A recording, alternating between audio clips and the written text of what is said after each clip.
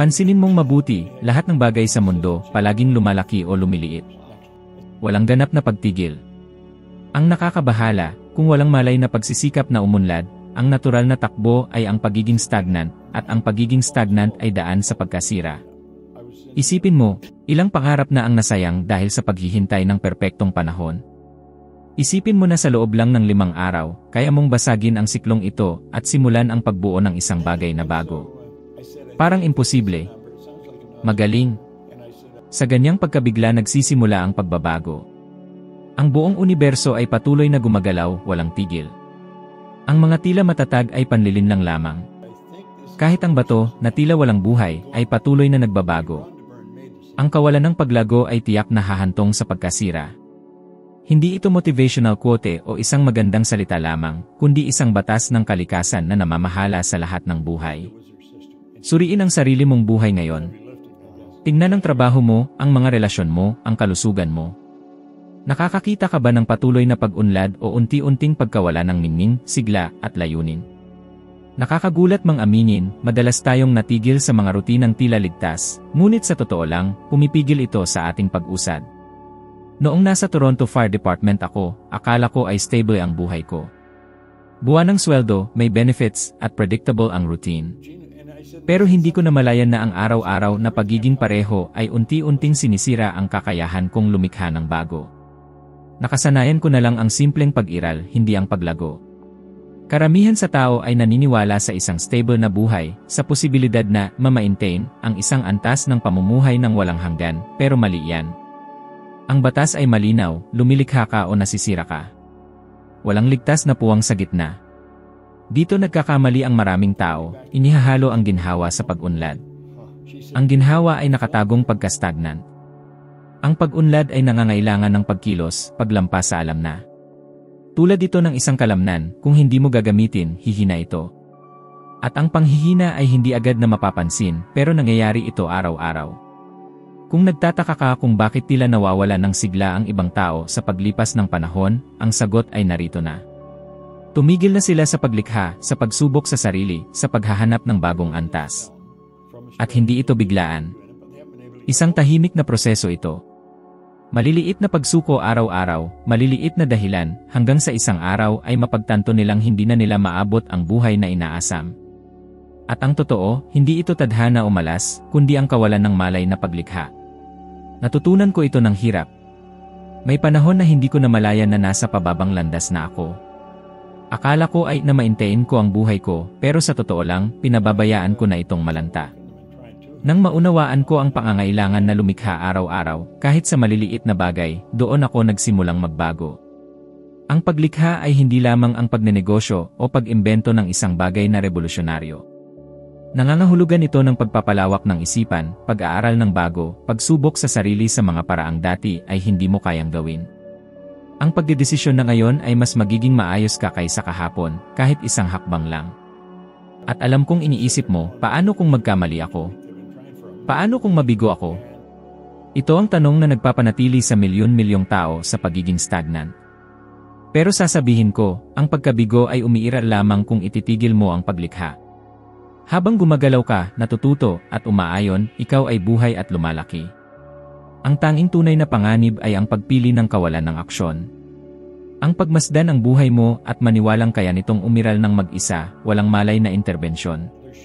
Kaya, kung sa tingin mo ay nagmamanage ka lang lately ng buhay, tandaan mong hindi ito neutral, ito ay pag-urong. Ang batas na ito ay walang awa. Ang universo ay hindi nagbibigay ng pahinga sa mga pumipili ng kawalan ng kilos. Ang magandang balita ay isang desisyon lang ang kailangan, ngayon, para simulan ang pagbabago. Pumili kang lumikha ng isang bagay ngayon, kahit isang ideya lang na maisulat. Pumili kang baguhin ang isang pattern na nakakulong sa iyo. Pumili ng pagkilos.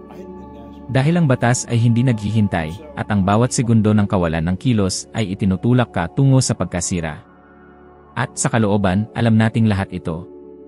Ramdam mo kung lumalaki ka at kung naghihinalo ka na. Ang kaibahan ay, ngayon, hindi mo na maitatago ang iyong pagka-ignorante. Alam mo na. At sa pag-alam, ang pagpili ay nasa iyo na. Lumikha o mawala. Mula pagkabata, lagi kong naririnig na ang susi sa isang masaganang buhay ay ang pagiging kontento sa kung ano ang mayroon ka. Ang linyang ito ay paulit-ulit na sinasabi ng lola ko na parang hininga niya. At naniwala ako. Naniwala ako dahil mabait siyang babae, isang taong lubos kong nirerespeto, halos parang may hawak ng lahat ng sagot. Pero ang totoo, noong sinasabi niyang dapat kang maging kontento, hindi niya namamalayan na tinuturuan niya akong tanggapin ang mas mababa sa kaya kong makuha. Ngayon, pagbalik tanaw, naiintindihan ko na ang kontentong ipinangaral niya ay hindi kapayapaan, kundi pag-aakma. At ang pag-aakma ay ang mabagal na kamatayan ng mga pangarap. Ang kawalang kontento ay isa sa mga pinakamakapangyarihang puwersa. Ito ang nagsisindi ng apoy para maghanap ka ng bago. Walang pagbabago kung walang kawalang kontento. Isipin mo ang mga pinakamalalaking pagbabago sa buhay mo, nangyari ba ito nang komportable ka o nang hindi mo na kaya ang dati mong buhay? Wala pa akong nakilalang nakagawa ng isang bagay na pambihira nang nagmumula sa isang estado ng kasiyahan. Palaging nagsisimula ito sa isang sawana moment. Ang problema, inihahalo ng maraming tao ang kawalang kontento sa kawalan ng pasasalamat. Ang pagiging mapagpasalamat ay ang pagkilala at pagpapahalaga sa kung ano ang mayroon ka ngayon. Pero hindi ito nangangahulugang tanggapin mo na yun na ang hangganan mo. Maaari kang maging mapagpasalamat at sabay na nagnanais ng higit pa. Maaari mong mahalin ang kinatatayuan mo pero tumanggi kang manatili roon magpakailanman. Iyan ang pagkakaiba ng pagiging stagnant at pagiging patuloy na umuunlad. Naalala ko ang panahon na nasa predictable na routine ako. Nababayaran ko ang mga bills ko, may seguridad, pero may boses sa loob na bumubulong, hindi ito yon. Kaya mo pa. Noong una, sinubukan kong huwag pansinin. Kasi, lahat ng nasa paligid ko ay tila kontento sa mga katulad na buhay. Pero habang sinusubukan kong patahimikin ang boses na yon, lalo akong nagiging balisa. Hanggang sa maunawaan kong hindi ito simpleng pagiging hindi komportable. Ito ang creative dissatisfaction na kumakatok sa pinto ko, sinasabi sa akin na kung hindi ako magbabago, magsisimula na akong manghihina. Sinasabi ng mga pag-aaral na mahigit 70% ng mga tao ay hindi nasisiyahan sa trabaho nila, pero nananatili dahil sa takot sa pagbabago. At ang takot na yan ang nagpapanatili sa maraming talento na nakatago. Ang kawalang kontento ay parang alarm, habang mas hindi mo ito pinapansin, lalo itong lumalakas. At kung hindi ka kikilos, titigil ito. Pero kapag tumigil ito, hindi dahil nawala ang problema, kundi dahil nasanay ka na sa sakit. At ito ay delikado. Naranasan ko na ang paghina ng alarm na ito, at isa ito sa mga pinakamapanganib na panahon ng buhay ko. Dahil kapag nasanay ka na sa bagay na nakakainis sa'yo, mawawalan ka ng lakas na kumilos. Nang simulan kong pakainin ang kawalang kontento ko ng malinaw na larawan ng gusto kong likhain, doon nagsimulang magbago ang buhay ko. At hindi ito nangyari overnight. Unang dumating ang discomfort, tapos ang pagkabalisa, tapos ang kasiguraduhan na hindi na ako pwedeng manatili sa dati kong lugar. Ang mahalagang tanong, gaano mo kakayanin bago ka kumilos? Gaano mo tatanggapin ang isang relasyon na hindi ka pinauunlad, isang trabaho na hindi ka kinaka-inspire, isang routine na nakakapagod sa'yo? Ang itinuturing mong stability ay maaaring takot lang na nakabala tayo. At kung hindi ka mag-iingat, magsasayang ka ng taon sa pagbuo ng buhay na hindi naman kumakatawan sa tunay mong pagkatao. Ang kawalang kontento ay hindi iyong kaaway. Ito ang senyales na mayroong isang bagay sa loob mo na gustong lumago. Ito ang patunay na may buhay, ambisyon, at pagnanais pa rin sa'yo. At kapag tinanggap mo ito, imbes na labanan, magsisimula kang gumalaw tungo sa isang bagay na mas malaki. Hindi mo kailangang maghintay na maging handa na bago kumilos. Kailangan mo lang kilalanin na ang discomfort na ito ang kompas na nagtuturo sa iyong direksyon. At doon nakasalalay ang kapangyarihan, gamitin ang kawalang kontento bilang gasolina, hindi bilang dahilan. Dahil habang sinisikap mong kumbinsihin ang sarili na, ayos lang, wala namang magbabago. Pero sa sandaling sabihin mong, sawa na, magsisimulang tumugon ang universo. At mabilis ang tugon na ito, dahil ang buong mundo ay gumagalaw para tulungan ang mga taong nagdesisyong huwag tanggapin ang mas mababa sa kaya nilang maging. Karamihan sa tao ay hindi namamalayan na ang tunay na desisyon ay hindi nagsisimula sa paano, kundi sa ano. Natigil sila sa pag-isip ng lahat ng hakbang bago pa man magdesisyon kung gusto ba talaga nila ang isang bagay.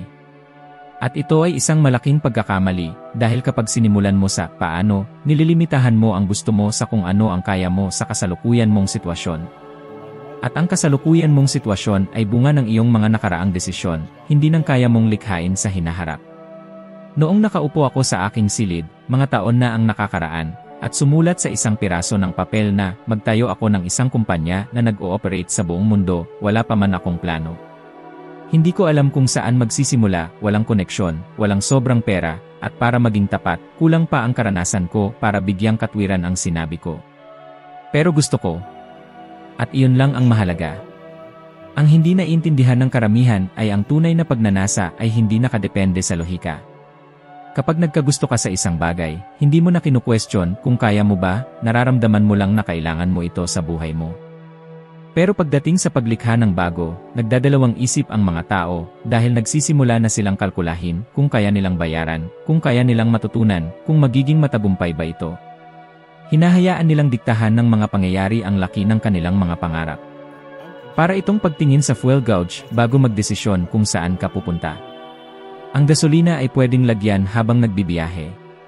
Naalala kong nagbabasa ako ng mga kwento ng mga taong may gustong bagay na napakalayo sa kanilang realidad kaya ang una nilang nagawa ay magsulat, mag-visualize, at mag-affirm na mayroon na sila nito. Nagduda rin ako noon. Iniisip ko, paano ba magsusulat ng gusto mo ng $5,000 tapos biglang may check ka kinabukasan? Parang hangin lang. Hanggang sa nakita ko itong nangyari sa buhay ko. Hindi eksakto sa ganung paraan pero sa mga paraang imposibleng planuhin. At doon ko napagtanto, ang tunay na desisyon ay lumilikha ng galaw na hindi maipaliwanag ng lohika. Kaya kapag tinatanong ako kung paano magsimulang magbago ng buhay, sasabihin ko, magdesisyon ka kung ano ang gusto mo, huwag kang mag-alala sa iba. Ito ang bahaging nakakatakot dahil pinipilit tayong aminin ang tunay nating mga hangarin. At ang pag-amin sa gusto mo ay maaaring hindi komportable. Maaaring gusto mo ng buhay na mas maganda sa meron ka, pero natatakot kang magmukhang sakim o hindi makatotohanan. Maaaring gusto mo ng bagay na para sa mga tao sa paligid mo ay imposibleng mangyari. Pero hindi ang paghatol nila ang magbubuo ng buhay mo, kundi ang pagpayag mong sabihin na gusto ko ito at panindigan iyon. Kapag malinaw mong tinukoy ang iano, may nagbabago. Magsisimulang mapansin mo ang mga oportunidad na dati ay hindi mo nakikita. Parang nag-reorganize ang mundo para makuha mo ang mga piraso na kailangan mo. Nakita ko na itong nangyari sa akin ng maraming beses kaya hindi ko na mabilang. Ang mga proyekto na tila tumigil ay nagsimulang gumalaw nang i-commit ko ang sarili ko sa resulta kahit wala pa akong lahat ng resources. At huwag kang magkakamali, hindi ito magic sa literal na kahulugan. Ito lang ang paraan kung paano nag-aayon ang iyong isipan at enerhiya sa bagay na pinili mong makuha. Ang malaking hadlang ay ang paghihintay na maging handa. Walang taong handa sa bagay na hindi pa nagagawa. Noong isinulat ko ang goal ko na magkaroon ng global company, wala pa akong anumang structure para dito. Pero kung naghintay pa ako na maging handa, mamamatay ako nang hindi nagsisimula. Ang tunay na paghahanda ay nangyayari pagkatapos ng desisyon. Ang desisyon ang umaakit ng mga pangyayari, hindi ang kabaliktaran. Kaya, kung ngayon ay nagtatanong ka kung paano mo babayaran, matututunan, mahahanap o gagawin, tumigil ka. Tanungin mo lang ang sarili mo, gusto ko ba talaga ito? At kung ang sagot, isulat mo, ipahayag mo, tanggapin mo. Hindi mahalaga kung hindi sumasang-ayon ang bank account mo, hindi mahalaga kung tatawanan ka ng mga tao, hindi mahalaga kung wala ka pang nakikitang daan. Ang daan ay lumilitaw lamang sa mga nagdesisyong maglakad. At hanggang hindi ito matibay na desisyon, lahat ng gagawin mo ay subok at mali, walang lakas, walang direksyon. Pero kapag tunay na ang desisyon, magsisimula ka ng mabuhay na parang question de tiempo na lang. At ito mismo ang nagpapalit ng imposible tungo sa hindi may iwasan.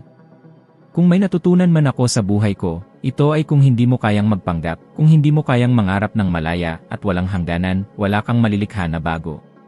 Ang kakayahang mangarap ay parang kalamnan, habang mas ginagamit mo, mas lumalakas ito. Pero kung hindi mo gagamitin, hihina ito. At ito mismo ang nangyayari sa karamihan ng tao. Nakakalimutan nilang mangarap, na i-transport ang sarili sa isipan sa isang mas magandang buhay, bago pa man magkaroon ng katibayan na posible ito. Ang routine, ang mga bills, ang mga opinyon ng iba, lahat ito ay sumasakal sa kakayahang ito. Hanggang sa isang araw, kapag sinubukan nilang isipin ang isang bagay na mas malaki, hindi na nila kaya. Lagi akong interesado sa pag-aaral ng mga halimbawa ng mga taong naglakas loob na mangarap ng malaki kahit wala silang hawak kundi isang matinding pagnanais. Si Genevieve Berend ay isa sa mga halimbawa. Noong 1912, gusto niyang mag-aral kay Thomas Troward, pero ang halaga nito ay $20,000. Noong panahong iyon, ang halagang ito ay katumbas ng $100,000 ngayon. Wala siyang pera, walang investor, walang paano. Pero may desisyon siya. At sapat na ang desisyon para magkaroon ng pera sa mga paraang hindi niya inaasahan. Hindi ito magic, ito ay focus.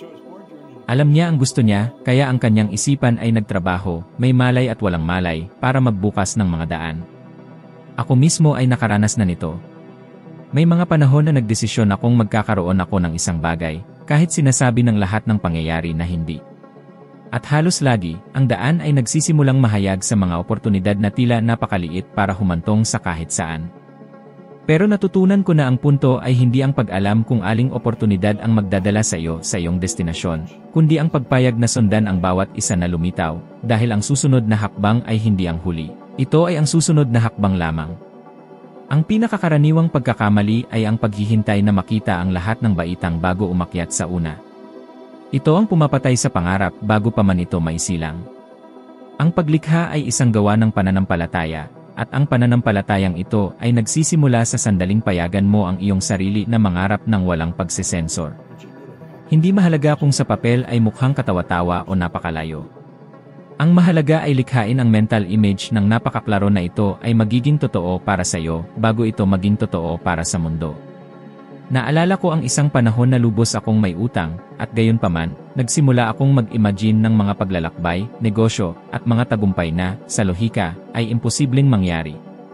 Walang katuturan na isipin ito sa sitwasyon ko noon. Pero sa pagpapahintulot sa aking isipan na maranasan ang mga imaheng ito, may nagbago sa loob ko. Nagsimula akong gumawa ng maliliit na desisyon, alinsunod sa bagong sitwasyon na ito, kahit hindi ko namamalayan. At ang mga desisyong ito, nang pagsama-samahin, ay inalis ako sa aking kinatatayuan at inilagay ako ng palapit sa aking inaasam. Ang malaking sikreto ay ang pag-unawa na hindi trabaho mo ang pag-alam kung paano mangyayari ang lahat. Trabaho mo ang magdesisyon kung ano ang gusto mo at payagan ang iyong sarili na mabuhay ng mentally ang realidad na ito. Ang panatilihing buhay ang imaheng ito ng sapat na katagalan upang, sa paglipas ng panahon, ito ay simulang impluwensyahan ang iyong mga aksyon at, dahil dito, ang iyong mga resulta. Kapag tinanggap mo ang gawaing ito, hindi ka na lang magiging isang tagamasid ng iyong buhay at magiging isang lumikha. At kapag nangyari ito, ang imposible ay nagsisimulang maging hindi maiiwasan. Kaya huwag mong maliitin ang kapangyarihan ng isang pangarap na tinanggap mo bilang totoo bago pa man magkaroon ng anumang katibayan. Dahil ito mismo ang pananampalatayang magbubuo ng mga pangyayari na isang araw ay magbabago ng pangarap na ito tungo sa katotohanan. At kapag dumating ang araw na yon, babalikan mo at mapagtatanto mo na nagsimula ang lahat sa sandaling naglakas loob kang mangarap ng hindi humihingi ng pahintulot sa kahit sino. Nang unang mabasa ko ang linyang ang aking isipan ay isang sentro ng banal na operasyon, aminado akong hindi ko naintindihan ang bigat nito. Ito ay isang magandang parirala lamang, pero sa paglipas ng panahon, napagtanto kong ang ideyang ito ay may kakayahang baguhin ang paraan ng aking pagtingin sa buhay. Isipin mo ito, kung ang universo ay walang hanggan, ang anumang punto sa loob nito ay maaaring maituring na sentro. Nangangahulugan ito na, saan ka man ngayon, sa mismong sandaling ito, ikaw ang sentro ng paglikha ng sarili mong realidad. Walang tiyak na lugar o espesyal na kondisyon para magsimula. Walang mas angkop na panahon kaysa ngayon. Ang talagang nakaapekto sa akin ay ang pag-unawa na, kung ang banal na operasyong ito ay palaging gumagana para sa pagpapalawak at pagpapahayag, at kung ako ay isang sentro ng operasyong ito, kung gayon ang tanging paraan upang maging kaayon sa puwersang ito ay ang pagpapalawak. Hindi ito optional. Kung hindi ako lumalaki, hindi ako kaayon sa mismong kalikasan ng universo. At kapag hindi ka kaayon sa batas, ang resulta ay hindi maiiwasan, pagkawala, pagkabigo, pag-urong. Hindi ito parusa, kundi ang natural na resulta ng paglangoy laban sa agos. Ang kasaysayan ay puno ng mga halimbawa ng mga taong intuitive na naunawaan ito. Ang magkapatid na Wright, halimbawa, ay walang lohikal na dahilan para maniwala na kaya nilang lumipad. Lahat ng nasa paligid ay nagsasabi na imposibleng mangyari iyon. Pati ang kanilang ama ay naniniwalang isang pagkakamali ang subukan. At gayunpaman, nagpatuloy sila dahil naniniwala silang posible ang lahat ng bagay. Hindi lang sila nag-imbento ng isang makina, pinalawak nila ang larangan ng mga posibilidad ng tao. Iyan ang pagiging kaayon sa banal na operasyon. Nang maunawaan ko ang prinsipyong ito, napagtanto kong ang lahat ng nangyari sa buhay ko, ang mga tagumpay, ang mga pagkatalo, ang mga maling desisyon, ang mga oportunidad na nagamit, ay kinakailangan para dalhin ako sa puntong handa na akong lumikha ng bago. Kahit ang mga sandaling gusto kong kalimutan ay bahagi ng paghahanda. Walang nasayang. At ito ang nagbigay sa akin ng isang malalim na pagtitiwala. Dahil kung ang lahat hanggang ngayon ay nagsilbi upang hubugin ako, kung gayon ang lahat ng darating ay magtutulak din sa akin, hanggat patuloy akong sumusulong. May isang bagay na nakakapagpalaya sa pag-alam na hindi mo kailangan ng pahintulot, ng perpektong pangyayari, o ng pag-validate ng iba para magsimula. Kapag naunawaan mo na ikaw ang sentro ng banal na operasyon, titigil ka sa paghahanap sa labas ng bagay na maaring ipanganak lamang sa loob. Mauunawaan mo na ang kapangyarihang lumikha ay hindi nakasalalay sa iyong kasalukuyang kondisyon, kundi sa iyong pagpayag na maging kaayon sa batas ng pagpapalawak. Natutunan ko rin na hindi sapat ang pagiging aware nito. Kailangan itong mabuhay ng may pagkakatugma. Madaling mahulog sa bitag ng paniniwalang ikaw ay lumalawak, pero sa totoo lang, abala ka lang. Ang tunay na pagpapalawak ay nangangailangan ng palaging pagtatanong sa sarili. Ang ginagawa ko ba ngayon ay nagdadala sa akin sa higit pa sa kung ano na ako? At kung hindi, panahon na para baguhin ang direksyon. Dahil ang banal na operasyon ay hindi kilala ang pagiging stagnant. Kilala lamang nito ang paggalaw. Kapag nagsimula kang mabuhay ng ganyan, may kakaibang nangyayari. Mapansin ito ng mga tao sa paligid mo. Maaaring hindi nila maintindihan kung ano ang nagbago, pero mararamdaman nila na may iba sa iyo. Ito ay dahil ang bunga ng pagpapalawak ay nakikita. Hindi mo maitago ang tunay na paglago. At sa parehong paraan, hindi mo matatago ang pagiging stagnant ng matagal. Ang resulta ang mas malakas magsalita kaysa anumang salita. Ang gusto kong maunawaan mo ay, sa sandaling magdesisyon kang mabuhay bilang sentro ng banal na operasyon, ang iyong mga kilos, pag-isip, at desisyon ay magsisimulang magkaroon ng bagong timbang. Hindi ka nalang kikilos para lutasin ang mga agarang problema at magsisimula kang kumilos para likhain ang hinaharap na gusto mo. At sa estadong ito, ang imposible ay nagsisimulang maging hindi maiiwasan. Dahil, sa esensya, hindi lang ikaw ang gumagalaw sa mundo, ikaw ang nagtutulak sa mundo mula sa iyong kinatatayuan.